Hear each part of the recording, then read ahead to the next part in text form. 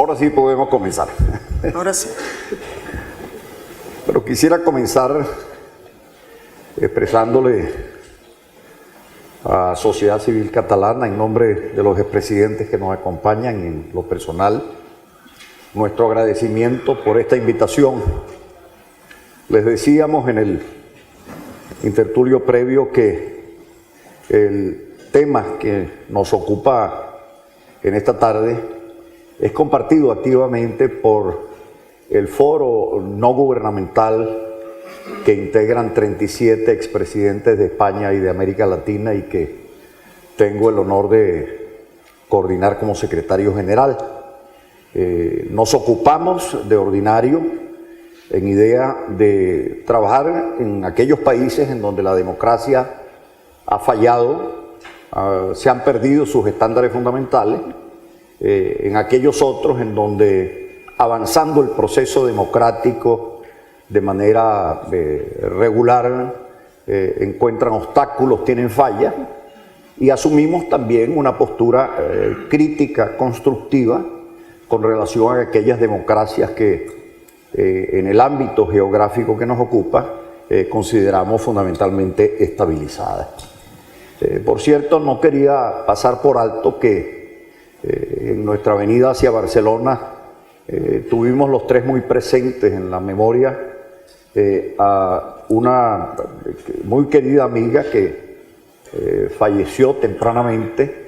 Me refiero a doña Carmen Chacón Piqueras, quien contribuyó a la forja de esta institución desde una cátedra en la que trabajaba en el Miami-Dade College, la cátedra Messer Hannes sobre democracia, Estado de Derecho y derechos humanos.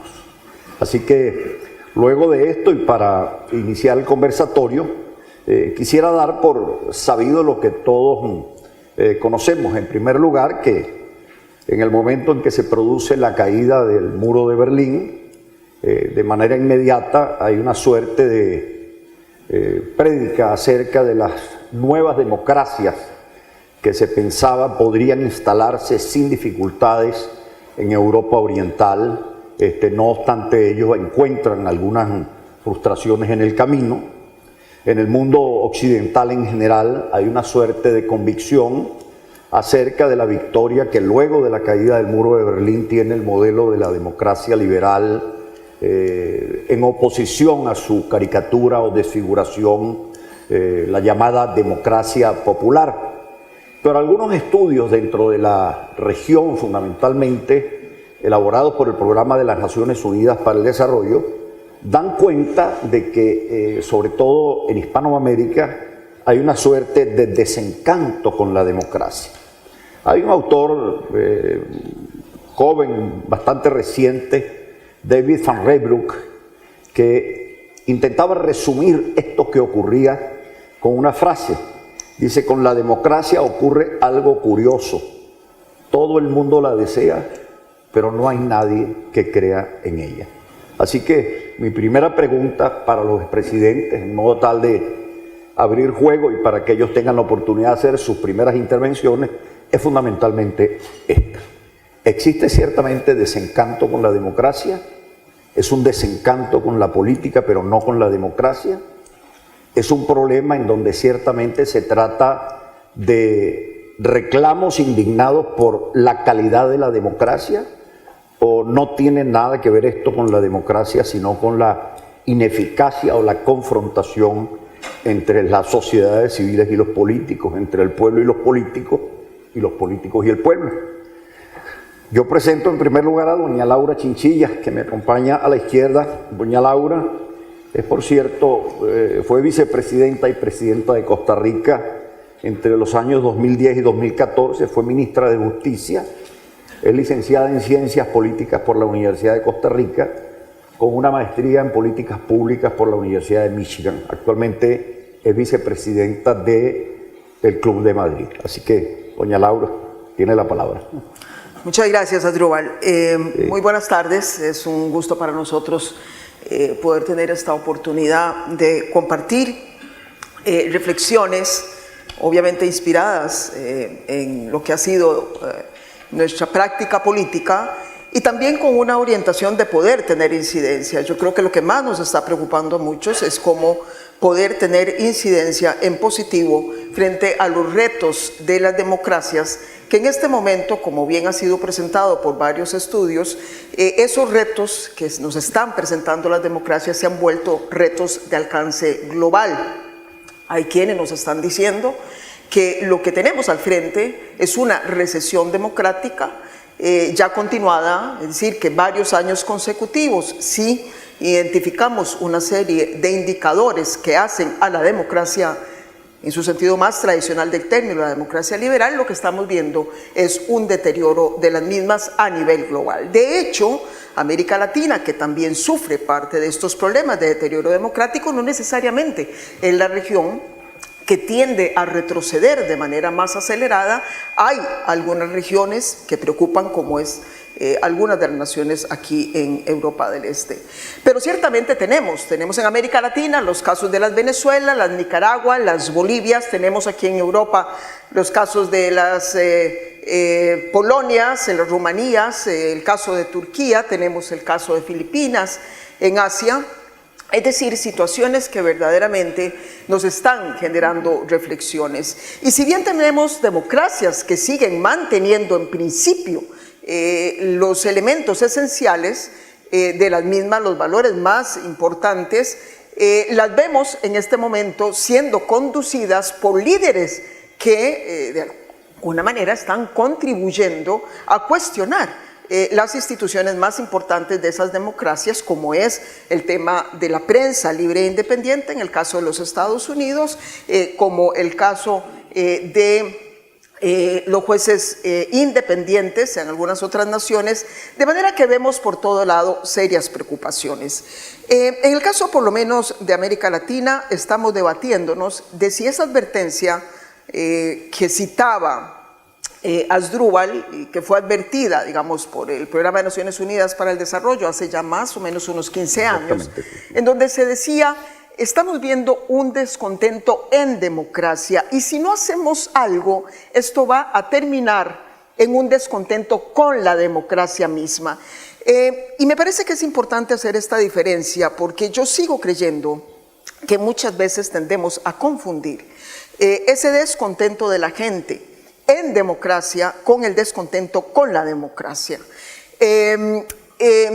Porque, vaya, la democracia no es más que un componente fundamental que nos establece las reglas y los mecanismos y los medios a través del cual vamos a gestionar la política y vamos a manejar las diferencias. Es decir, la democracia en lo fundamental es un conjunto de medios y de instrumentos para esa convivencia política, pero no necesariamente la democracia explica toda la vida en política de una sociedad. Y muchas veces lo que queremos o pretendemos pasarle la factura a la democracia tiene que ver más bien con gobiernos que no hacen su tarea. De manera que yo eso lo quiero establecer con alguna claridad, porque lo que me preocupa es que sigamos cargándole a la democracia responsabilidades que no necesariamente son de la democracia, sino que son responsabilidades de la calidad de la gestión pública, de la administración pública, de los gobiernos. O también pecados de quienes dicen representar la democracia, sus representantes, como es, por ejemplo, en este caso, en América Latina. El principal descontento que tienen los latinoamericanos en democracia, porque América Latina es un continente que en los años 70 apenas tenía 3 democracias, hoy tenemos más bien todos, excepto quizás 3, bueno, si metemos a Cuba, que no son países, digamos, democráticos, y lo que hemos visto ha sido un fortalecimiento de las mismas, pero hemos tenido enormes faltantes. Avanzamos en temas, por ejemplo, electorales, avanzamos en una mayor consolidación de la independencia judicial, avanzamos también hacia una prensa mucho más independientes, pero los representantes políticos que han sido electos en democracia han fallado en algunos elementos, como es fundamentalmente el tema del ejercicio ético del gobierno y la política. El principal reclamo, entonces, en América Latina nos enseña que es un reclamo por los temas de corrupción, lo que nos enseña es que no necesariamente es un problema de la democracia, sino es un problema de quienes están gobernando en democracia, y en consecuencia creo que esto es importante identificarlo, porque muchos de los ajustes de las recomendaciones tienen que empezar por cómo generamos mejores respuestas desde los gobiernos y poder eso comunicarlo de mejor manera con la gente, en el sentido de que esa factura no la termine pagando la democracia misma. Presidente Quiroga fue vicepresidente y presidente de Bolivia entre 1997 y 2002, fue ministro de Finanzas, es un ingeniero industrial egresado de la Universidad de Texas, con máster en administración de empresas, por cierto, especialista en econometría y trabajó mucho tiempo con IBM, así que es un hombre de una mente bastante ordenada. No cambio la pregunta que le formulé a la presidenta Chinchilla, pero sí quizás agregaría un elemento de consideración. Hay un problema de calidad de la democracia, hay un problema de desencanto con la eficacia de los gobiernos, pero allí ciertamente la literatura intenta tratar de marcar una suerte de separación, o sea, referirse a la calidad de la democracia hace relación más directa con el empoderamiento de la gente, que es un tema que tocaba la presidenta Chinchilla, y el tema de la eficacia en el manejo de las políticas públicas es otra. Entonces se trata de un desencanto que transita por ambas vías, un desencanto general con la democracia o un desencanto con la profesionalización de la política. Gracias a Asdrúbal, a Laura, gracias a Pepe, a Fernando, Sociedad Civil Catalana, por esta invitación. Perfecto el lugar, gran seminario. Tengo una hermana que vive acá y un cuñado también que están en Bolivia. Nos cruzamos, la próxima vez coordinamos la fecha. Les agradezco mucho. Venimos de lejos, aquí varios, pero yo soy el que viene de más arriba. Despegaba en La Paz a 4.000 metros. Es el único lugar del mundo donde el fabuloso Lionel Messi no ha metido, ni creo que pueda meter gol. Es la ventaja de jugar allá arriba. Algunos amigos dicen que es porque no viene con la casaca de Barcelona, entonces habrá que traer a Barcelona a ver si es la altura o si es la casaca el elemento determinante sobre el fútbol. A ver, sobre la democracia, gracias a Asdrúbal. Como hay un desencanto, y tú decías al principio, la democracia, usando la frase que usabas, diría, es algo que se aprecia solo cuando se está perdiendo. Y quizás las generaciones en América Latina, particularmente en Sudamérica, los países que no éramos parte de esas excepciones, Costa Rica, Colombia, Venezuela, había generaciones que luchaban, daban la vida y sacrificaban el alma por tener democracia que hoy la tenemos. Conforme pasa el tiempo, uno lo da por sentado y las generaciones jóvenes quizás no aprecian el valor de tener una democracia plena y más bien surge el descontento y empieza el descontento con el sistema tradicional, el sistema de partidos, y uno puede llegar al caso de Guatemala, donde el Economist decía, hicieron de la política un circo y acabaron con un payaso, porque un comediante terminó de presidente de Guatemala. Ese es pero eso es parte de la democracia. Creo que lo esencial para mí es lo siguiente, y dos consideraciones que dejo acá. Si algo compartimos son los desafíos o los cuestionamientos o la destrucción del Estado de Derecho democrático producto de tres vertientes generales que estamos viendo. No quiero irme a Asia ni a Europa Oriental, quedémonos en las Américas y Iberoamérica. Pongamos tres amenazas o tres elementos que cuestionan el Estado de Derecho democrático para mí. El muro identitario, y no es que quiera hacer juego con el muro, pero no se necesita un muro físico como el del señor Trump, el único muro en la historia de la humanidad que se quiere construir y el afectado lo tiene que pagar. Los soviéticos tuvieron la cortesía de pagar su propio muro en Berlín, pero no es solamente un muro físico, sino mental, identitario, de que somos diferentes que otros y por tanto tengo derecho a separarme, a excluir, a discriminar, a deportar o a hacer intentos separatistas directos y abiertos. Segundo elemento, la descalificación de lo que decías, Asdrúbal, sistémica de aquellos que han ejercido el poder o el gobierno en democracia. Un fenómeno conocidísimo aquí en España. El cuestionamiento se va empaquetando con diferentes términos. Aquí en España se le dijo la casta. En Venezuela era la Cuarta República. En Bolivia era el sistema partidocrático. El decir que todos aquellos centro-derecha, centro-izquierda que han compartido la función de gobierno, cuando hay problemas, que los existe, y sobre todo cuando hay ciclos económicos oscilantes, en América Latina pasamos de la media década perdida 98-2003 a la década de oro 2004-2014. Diferente es la reacción de la gente de acuerdo al ciclo económico. Cuando hay caída económica, devaluación, inflación, dificultades, hay un enorme descontento y se busca cambios. Entonces la descalificación sistémica es otro elemento que ha sido utilizado en contra de la democracia, aparte de este muro identitario, pero les pondría un tercero que está en curso en América Latina, que es una enorme amenaza a la democracia, la tiranía autoritaria. Cuando uno va a foros como estos, uno escucha el término populismo ser utilizado para englobar un cúmulo de movimientos. Y yo discrepo cuando alguien me dice que el Brexit es igual que lo de Venezuela. Nada que ver. Los del Brexit no están metiendo presos, no están matando, no están asesinando. Podrán tener sus razones equivocadas o no, pero diferente es la represión autoritaria de un proyecto que era populista en su origen, pero hay que entender que en América Latina es populismo para llegar, hegemonía para consolidar, tiranía para perpetuarse.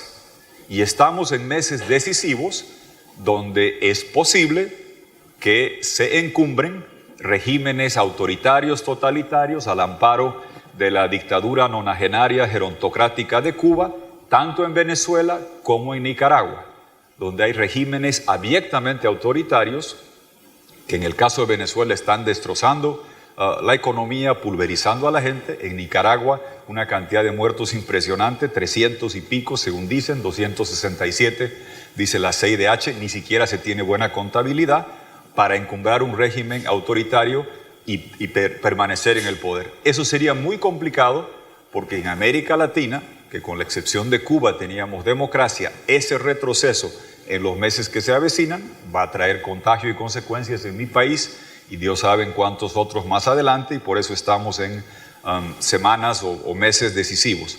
Concluyo con lo siguiente, Asdrúbal. Decías que soy ingeniero, evidentemente, no soy filósofo. Yo cuando se habla de democracia, más allá de las entelequias, prefiero preguntar 5 elementos. Si hay 5 elementos, hay democracia, que debemos luchar por tenerla. Primero, elecciones libres, justas y transparentes.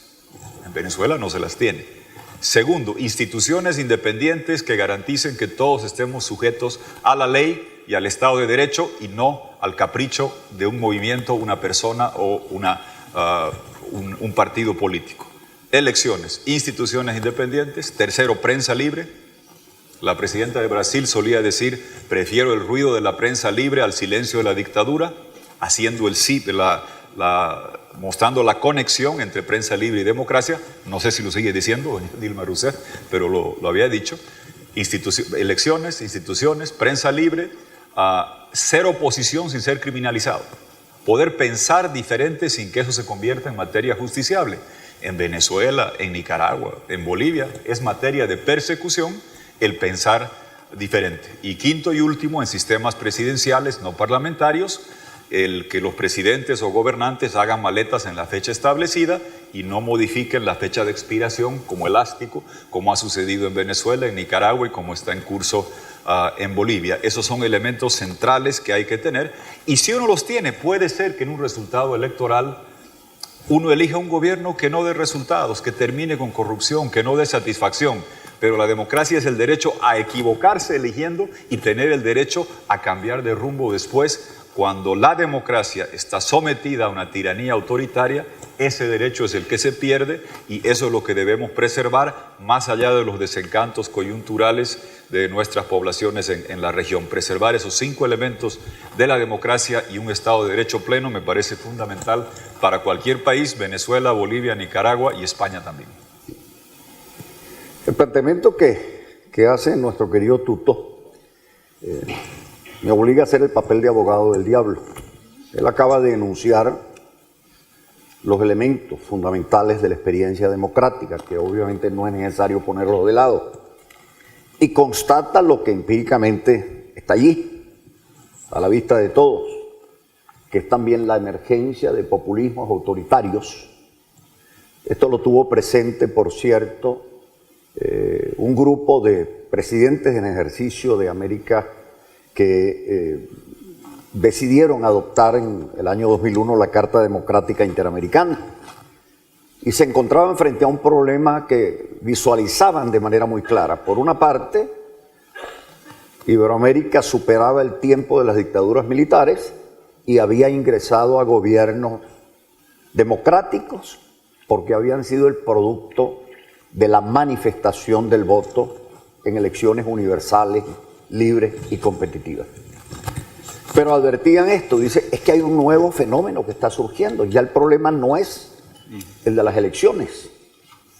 El problema es que tenemos gobernantes, en aquel momento la preocupación era fundamentalmente Alberto Fujimori en Perú, que llegan al poder a través del voto y en el ejercicio de la experiencia de la democracia vacían a la democracia de total y absoluto contenido. Entonces viene justamente el tema central. Estos autoritarismos populistas son el producto de elecciones y el argumento que traen siempre a la mano fue el argumento de Hugo Chávez en Venezuela, el argumento de Nicolás Maduro en su momento, el argumento de todos los populistas que han surgido en la región, es que las mayorías en definitiva han decidido esto. Entonces me pregunto, en la democracia, siendo el voto la puerta de entrada, implica la posibilidad de que la gente pueda escoger democráticamente su camino hacia el infierno. O sea, escoger entre una opción democrática y una opción autocrática o dictatorial.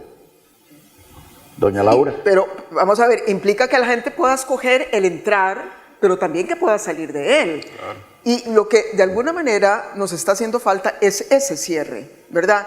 Es decir, eso es lo que te confirma, es que la tarea no es una tarea completa, por lo menos visto, digamos, desde el reto y desafío de las más jóvenes democracias de nuestros países, con algunas excepciones.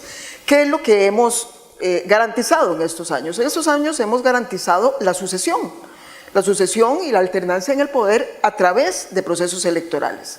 En este momento, América Latina le da cátedra a cualquier país del mundo en cuanto a pureza electoral, en cuanto a solidez de los procesos electorales. Muchos de estos países, México, que hasta hace muy poco era un régimen muy poco competitivo, porque solamente había un partido, México hoy es un ejemplo en materia electoral. Pero la democracia no es solo eso, es que no se agota ahí. Y gran parte del pecado que cometimos en América Latina fue creer que con eso ya bastaba. Y entonces lo que sucede, vamos a ver, ningún pueblo del mundo está vacunado contra la elección de un líder populista, porque el enojo, digamos, colectivo, muchas veces se expresa en un castigo a la política tradicional. Y entonces se elige a ese otro, ¿verdad? A ese, digamos, que viene de afuera, de no sé dónde, que ha despotricado contra la política tradicional y creemos que esa es la persona que en consecuencia va a hacer el cambio que muchas veces no tiene calificativo. Entonces no estamos exentos de que eso suceda y la gente tiene todo el derecho a equivocarse. Asdrúbal, ¿qué vas a hacer? Es su derecho porque es la libertad de elegir. Pero cuando tenemos elecciones de ese tipo y hay instituciones fuertes, entonces se ha invertido en Estado de Derecho, se ha invertido en libertad de expresión. Lo que empezamos a ver es que de alguna manera esas instituciones empiezan a marcarle la cancha al líder que quiere abusar de sus poderes. Y yo creo que el caso más claro vuelve a ser una vez más Estados Unidos, ¿verdad? Tenemos decisiones judiciales de jueces que echan para atrás decretos. Tenemos prensa que todos los días cuestiona y ponen en entredicho las decisiones. Tenemos un partido político que en el Congreso mal que bien hace ese, digamos, contrapeso, y además los estadounidenses saben que a lo sumo tendrán a un gobernante por 8 años, a lo sumo. El problema es que cuando no hemos invertido en los otros componentes que hacen parte de la democracia, viene un populista estilo Hugo Chávez y se queda para toda la vida. Y entonces la gente no tiene la posibilidad de enmendar, digamos, esa decisión que dice no fue la mejor, quiero de nuevo el cambio. La democracia de alguna manera lo que garantiza es la esperanza de que frente a una mala decisión colectiva o a una decisión que no satisfizo a la gente, siempre va a haber la posibilidad de un cambio. De manera que yo creo que es algo también que hay que insistir. A mí lo que me preocupa es que sobre todo cuando hablamos frente a las más jóvenes generaciones, le carguemos tanto la mano a la democracia como si en nuestros países la tarea fue completa y lo que nos está fallando la democracia cuando en el fondo simple y sencillamente no terminamos de hacer la tarea y darle a la democracia todas sus alas para que pudiese verdaderamente desplegar. Bueno, tú te referías justamente a los elementos básicos de la democracia.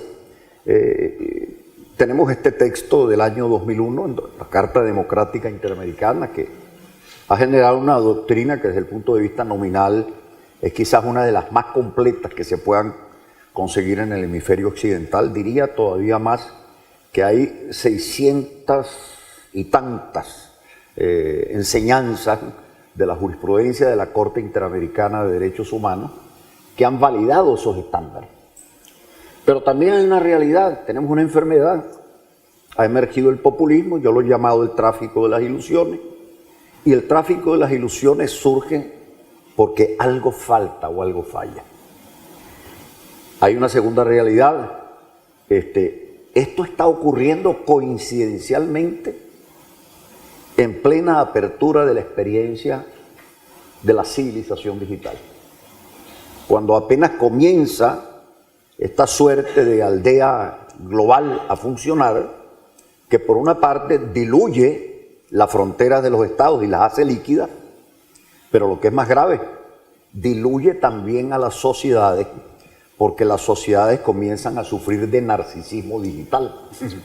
Entonces, frente a esa realidad, uno se encuentra con los estándares que acabas de mencionar. Y pondría un ejemplo. Democracia son derechos humanos in totus, todos los derechos para todas las personas. Pero hoy en día lo que tenemos es una suerte de atomización en donde cada sector o cada grupo habla de su derecho a la diferencia. Y cuando comienza a hacerse énfasis en la particularización, obviamente el contexto universal del mundo de los derechos humanos desaparece. La democracia es libertad de expresión, es cierto, pero hoy están dando carrera justamente los editores de televisión, de radio, de prensa escrita, porque el periodismo subterráneo, que es instantáneo e inmediato, está liquidando a la columna vertebral de la experiencia de la democracia. La democracia son partidos políticos plurales, pero lo cierto es que cuando uno invita hoy en día a las generaciones actuales a la militancia partidaria, prefieren el mundo horizontal de las ONGs y pasan los partidos a transformarse en meras franquicias electorales. Y para concluir, la democracia es Estado de Derecho, y a quienes pasamos por las escuelas de leyes se nos decía que todos somos iguales en la ley, ante la ley y en la aplicación de la ley. Y hoy en día cada sector quiere su ley también de carácter particular. Si este es el diagnóstico, el problema está, entonces, ¿cuáles son las medicinas? Porque saber dónde está la falla, lo decía doña Laura, ciertamente no se trata de echarle la culpa a la democracia, pero lo cierto es que la democracia la entendimos fundamentalmente como un sistema de organización del poder, un procedimiento. Y aparentemente se da también un deslave en la sociedad civil, que algunos lo interpretan antes que una queja contra la democracia, una suerte de intensificación de la experiencia democrática, pero que no tiene conducción institucional. ¿Cómo resolver ese problema? Sobre todo que Tuto Quiroga es ingeniero, ¿no? Gracias, gracias Asdru. A ver, dos temas quisiera tocar. El tema de la Carta Democrática, que si no la conocen, claro, lamentablemente quedará en la historia como el segundo evento más importante de las Américas, porque se suscribió el 11 de septiembre del 2001 en Lima, Perú, el día de las Asiago de las Torres. Y se lo hizo en Perú justamente porque se aprendió de que desde la presidencia, elegida democráticamente, como el caso de Fujimori, se podía socavar la democracia. Entonces se codifica elementos centrales para lo que debe ser una democracia, como los que señalaba al principio. ¿Cuál fue la miopía de ese momento? Y me incluyo porque fue mi canciller que la afirmó. Es que no se podía prever que llegue un fenómeno que se pueda apoderar del hemisferio. El siglo XXI ha sido dominado en Sudamérica en particular por el fenómeno chicha. Chicha es este trago dulce en Bolivia con alcohol que sube muy rápido, pero el siglo XXI fue chicha en Sudamérica, China y chavismo. China cambió Sudamérica, el gigante asiático con voracidad insaciable por lo que teníamos: energía, comida y minerales, petróleo, carbón, gas, hierro, zinc, estaño, plomo, plata, soya, azúcar. En Sudamérica los tenemos a raudales y los chinos compraban en volúmenes crecientes a precios ascendientes y se llenaban las alforjas, incluyendo la alforja petrolera de un hombre muy talentoso para hacer campaña, que en paz descanse, don Hugo Chávez, una poderosa mezcla de canal de noticias con canal de historia, con canal de comedia, con canal de música, con canal de deporte, hacía todo 5 horas al día, con cadenas interminables, extremadamente entretenido y sentado sobre un país, sobre las reservas petroleras más grandes de la humanidad, cuando él jura, el precio estaba en $7-8 y llega a $140. Y llega a tener 22 de 34 países en la OEA, porque la Carta Democrática, ¿dónde se aplica? En la OEA, con el Consejo Permanente. ¿Quién vota? Los estados. No puede acudir la sociedad civil, tiene que acudir un estado. Y si uno tiene enormes reservas petroleras y con Petrocaribe y Alba va comprando voluntades, 5,000 barriles, 10,000 barriles, 15,000 barriles, llegó a tener en el apogeo de su poder Hugo Chávez 22 de 34 votos en la OEA, y el secretario general, lamento decirlo, pero apellidaba Insulza con S y Z, su gestión fue Insulza con doble S porque estaba al servicio directo de este proyecto hegemónico. Entonces las cláusulas para activar la mayoría para votar o 2/3 estaban sujetas a un proyecto poderoso que nadie podía concebir, que llegue a tener tal dominio del hemisferio y que exporte un modelo autoritario y lo instaure en mi país, lo instaure en diferentes otros países.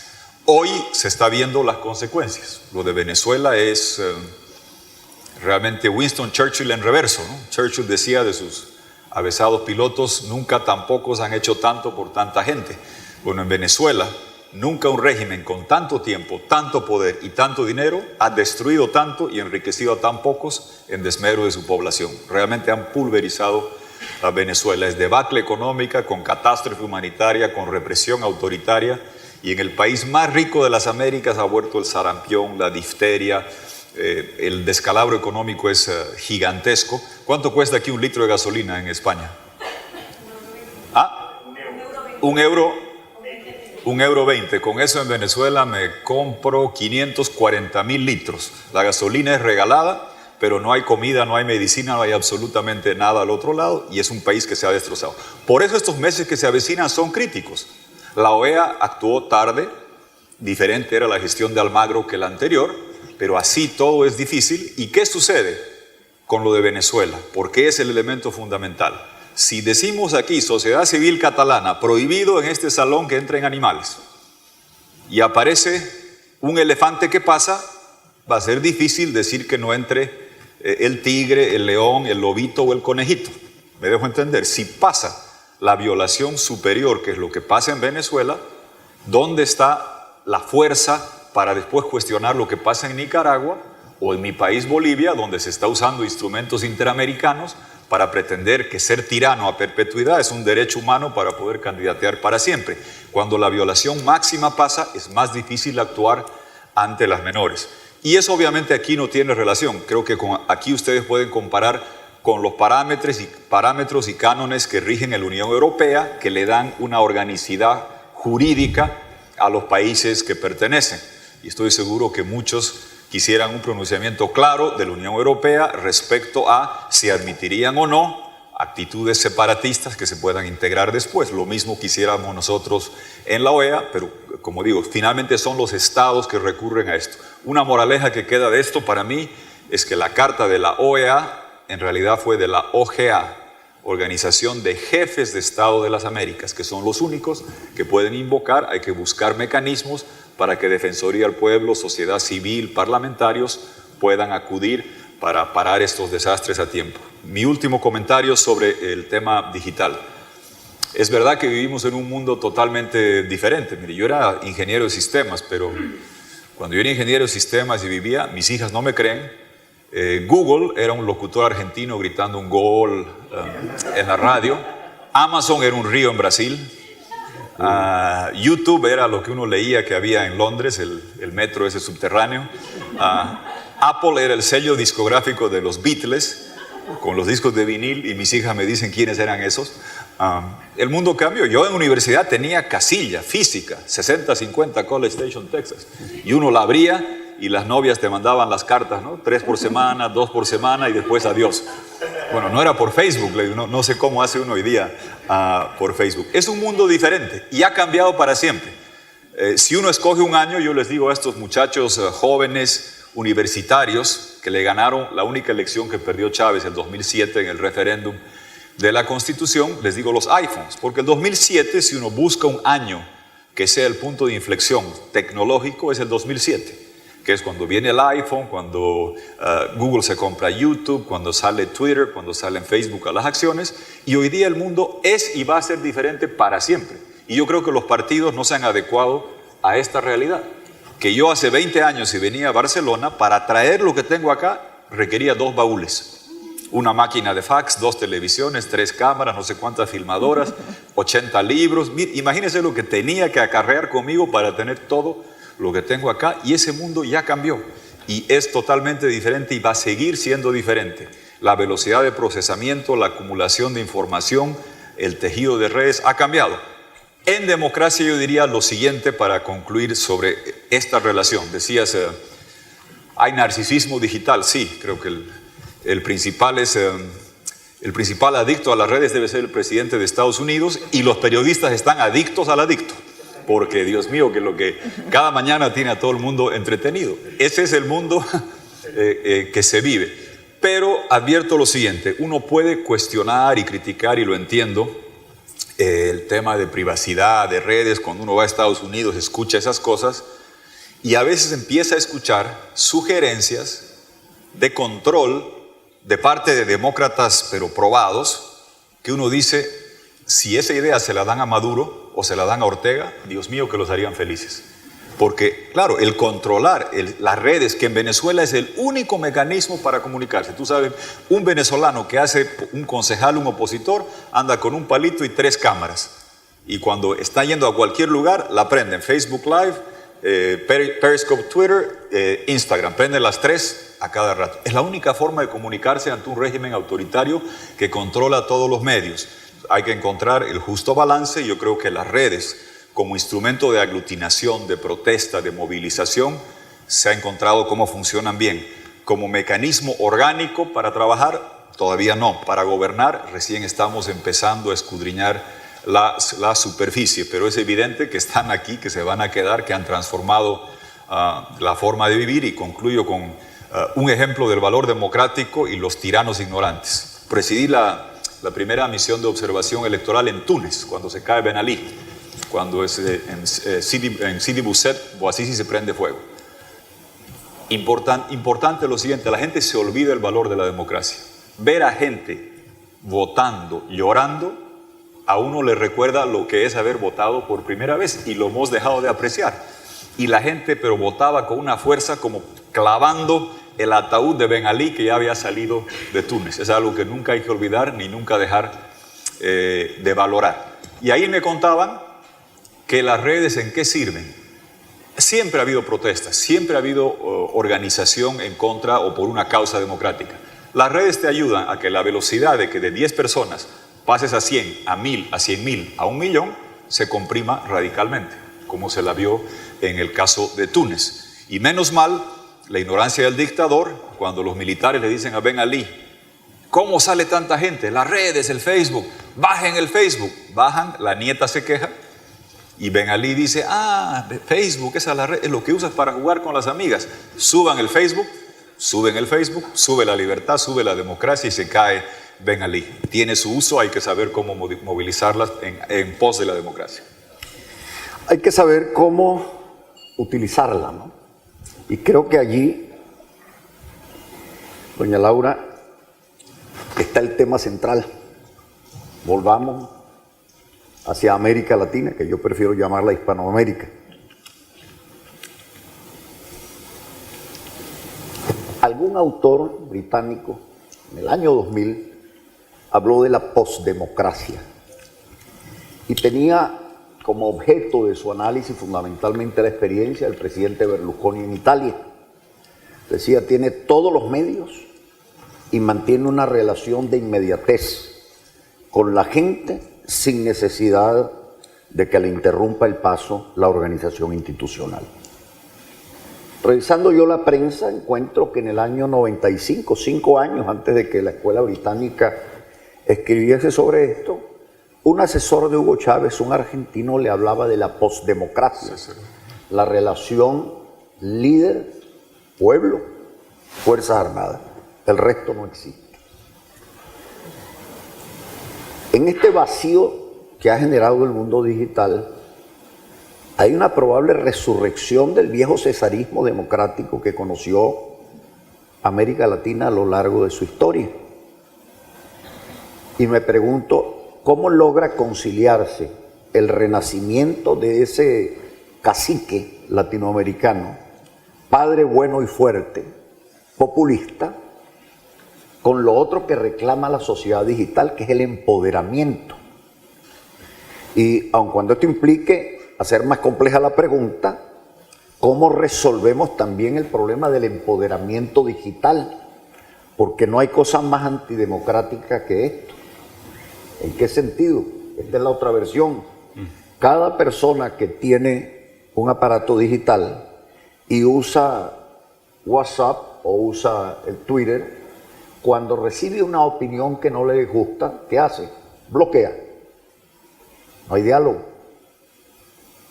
Y lo hacen de manera repetitiva. La democracia es diálogo, es tolerancia. Y a su vez tenemos el otro problema. Frente al desmembramiento que sufre la formalidad del Estado, hay todo un conjunto de pequeños cuerpos que integran ahora la sociedad civil, que reclaman ya no solo el derecho al bloqueo de los otros, sino el derecho a la diferencia. Entonces, ¿cómo conciliar autoritarismo con empoderamiento por parte de la gente que pide mayor democracia, en términos teóricos cuando menos? Bueno, no hay la menor duda que los populismos, por lo menos de América Latina, que es uno de los más exitosos productos de exportación, por cierto, de nuestra región, han sido fenómenos fundamentalmente de masas, y en ese sentido uno podría tener la tentación de decir que entre más masifiquemos la participación política o la opinión de los ciudadanos a través del uso de Internet, más riesgos podría haber del surgimiento de fenómenos populistas. Yo no necesariamente ascribo esa tesis, porque vaya, el populista por sobre todo construye ese apoyo de masas sobre la base de audiencias muy cautivas, sobre la base de los elementos más emotivos y sobre la base, evidentemente, de profundos niveles de ignorancia frente a la realidad. Cuando esas cosas se combinan, por supuesto que ahí está el líder de tipo populista. Yo creo que si bien la Internet tiene enormes riesgos, por supuesto que los tiene, son muchas más las oportunidades que nos ofrecen para enriquecer los procesos de participación ciudadana y, en consecuencia, abrir y oxigenar a las instituciones de la democracia. Yo fui la primera presidenta en mi país que gobernó en el marco de las redes sociales, de manera que imagínense ustedes la cantidad de golpes que nos llevamos en el proceso de aprendizaje. Fueron tal los golpes que yo decidí manejar mis propias redes sociales. No acepté el community manager porque yo necesitaba entender el fenómeno en sus dimensiones.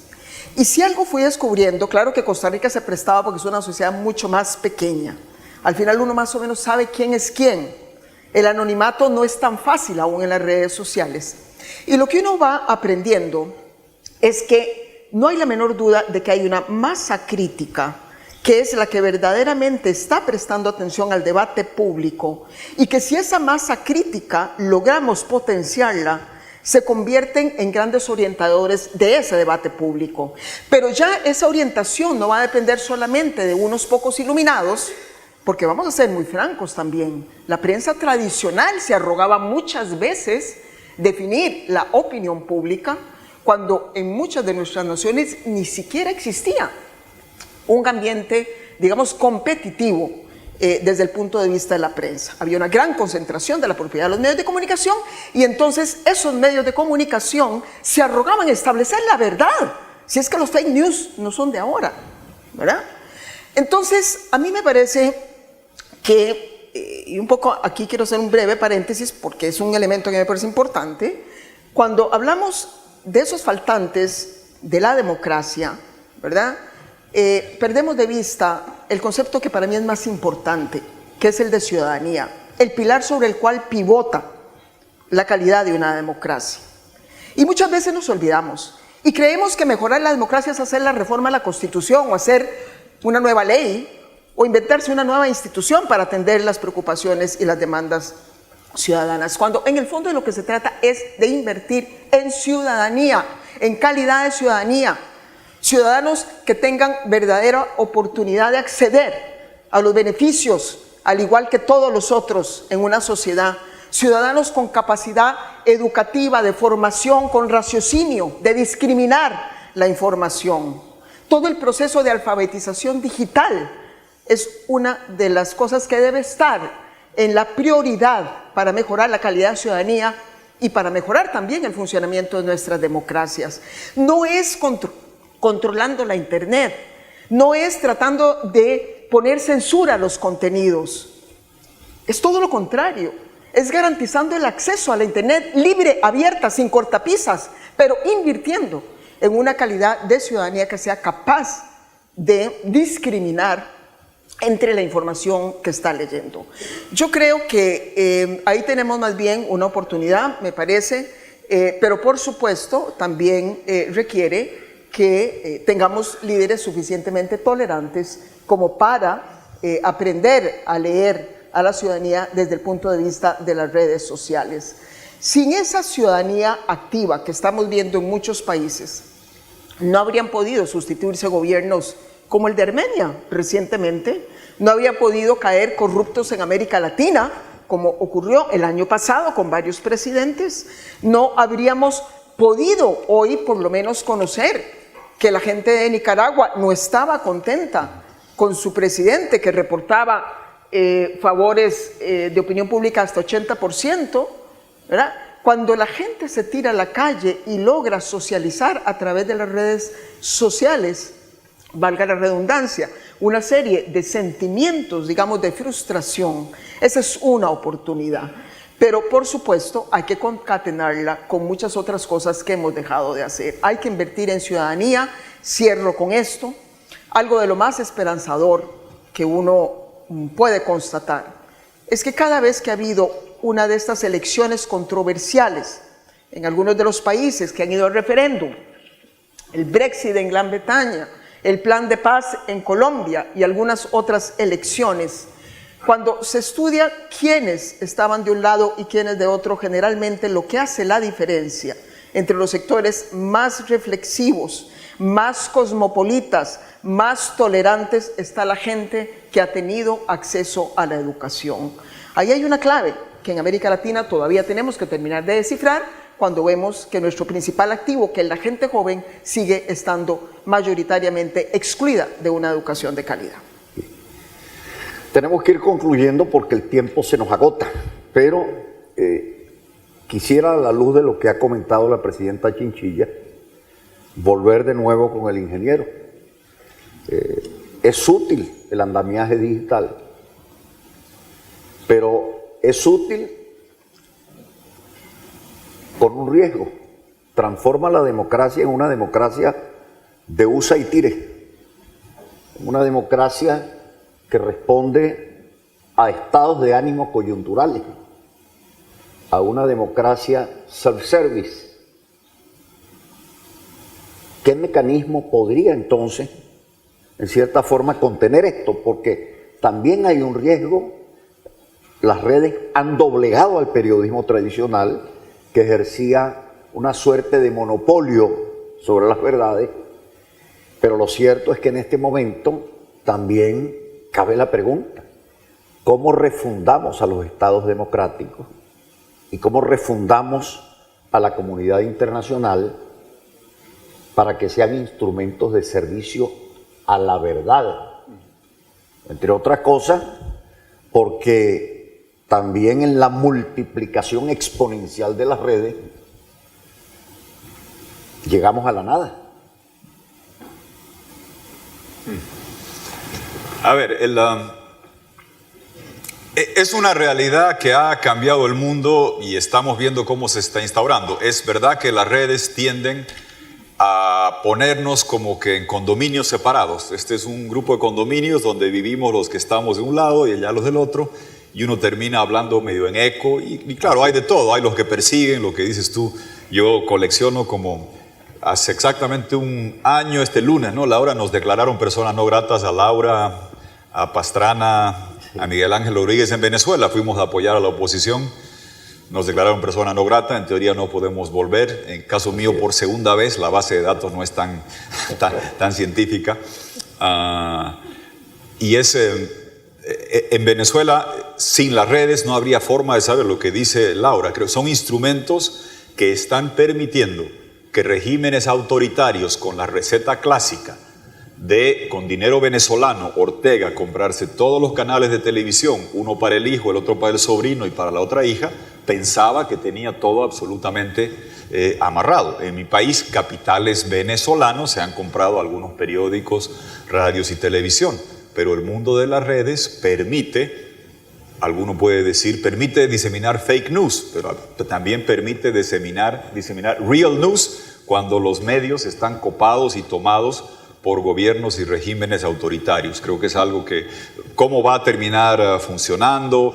¿Cómo se hace para que no sean máquinas o fábricas de trolls y de bots? Yo lo sé, yo colecciono los trolls y bots de Venezuela, de Nicaragua, Laura también, ¿no? Los que te mandan a insultar. Bueno, hay que bloquear porque no voy a usar mis megas para que me insulten, porque uno puede montar máquinas de insulto y ustedes deben conocer cómo se montan para hacer. Hay muchos problemas que resolver, pero si ustedes me preguntan, yo prefiero tener la libertad en redes, que conlleva también la libertad de insultar, de agraviar y diseminar mentiras, pero es parte de lo que viene. Sin marinero que no le gusta el mar es como gente que quiere hacer política sin que recibir agravios, hay que tolerarlos. Si me permites, Asdrúbal, creo que yo quisiera cerrar con dos elementos para ustedes, amigos, acá en Barcelona, que son determinantes. ¿Sí? Perdona que te interrumpa porque quisiera que respondiera Laura también. Perfecto. Diese algo al respecto. No. Ya. Sigue en tu exposición, pero agregando un elemento. Ya. En el proceso de construcción de diálogo, cuando no existe, porque ciertamente han predominado los estados emocionales, la falta de respuesta resuelve todo buscando un culpable. Y se produce una suerte de deslave de odios que impiden la posibilidad de la construcción institucional. ¿Cómo resolver justamente el que las redes sociales no sean simplemente el movimiento exponencial de los radicalismos, para que puedan encontrar una suerte de nicho que les permita algún grado mínimo de convergencia y de reconstrucción de una experiencia democrática en el siglo XXI que permitirá conservar el ancla al que debe quedar atada la nave democrática con algunos movimientos, pero que en definitiva responda a realidades que son totalmente diferentes a las históricas conocidas, ¿no? Quisiera entonces que... Sobre eso. Muy bien. O sea, completando tu idea anterior. Perfecto. Agregar ese A ver, elemento. rápidamente. Creo que hay que aprender a usar las herramientas. ¿En qué sentido?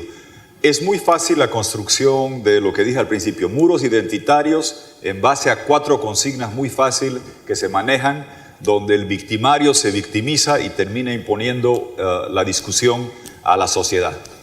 El señor Trump le ha hecho creer a Estados Unidos que el problema somos los latinos. Yo nunca pensé que iba a haber un presidente de Estados Unidos republicano, donde generalmente los republicanos eran pro libre comercio, los demócratas mejor trato en migración, y yo buscaba siempre la licuadora.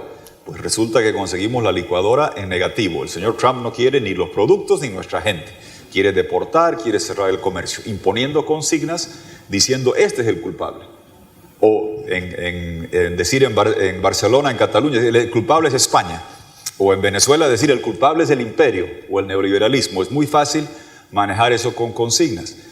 El problema es que muchas veces rebatimos eso con argumentos racionales y con documentos brillantes. Yo tengo documentos brillantes que muestran que la migración a Estados Unidos ha caído, que los migrantes latinos cometen menos crímenes que los que están allá.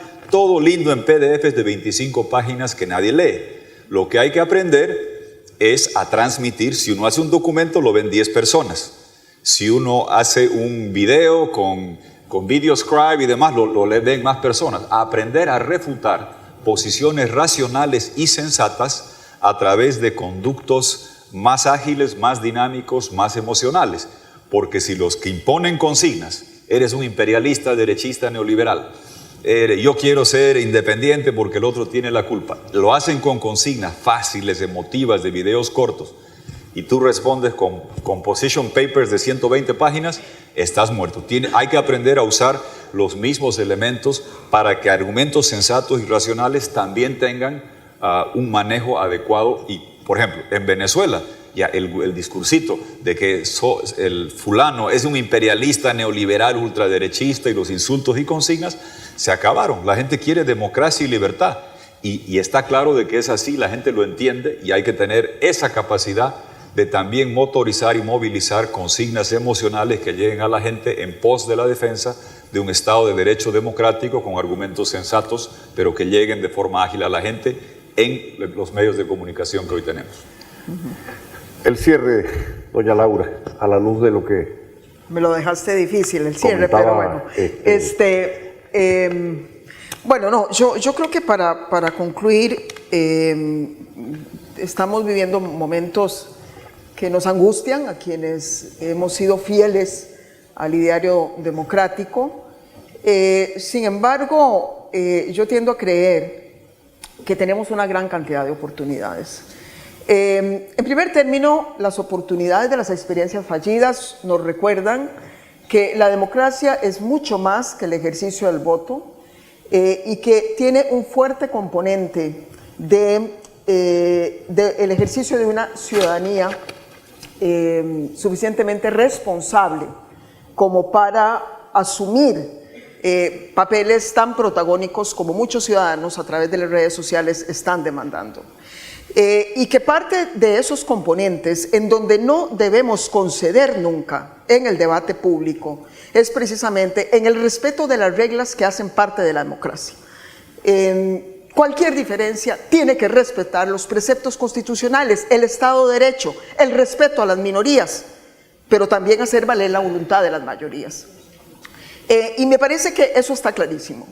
El populismo es un riesgo, pero aquellas sociedades que eligen a un populista y que han invertido en buena calidad de sus instituciones y de su Estado de Derecho, saben que ese populista tarde o temprano se va.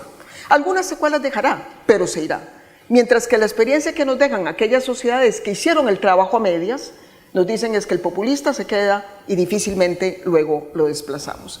Y finalmente, el tema de las oportunidades que nos dan, más bien, diría yo, toda la revolución tecnológica, todos los temas de la globalización, para poder empezar a caminar con menos temor que lo que hasta ahora pareciera que hemos generado los políticos frente a las demandas de formas de democracia más participativas.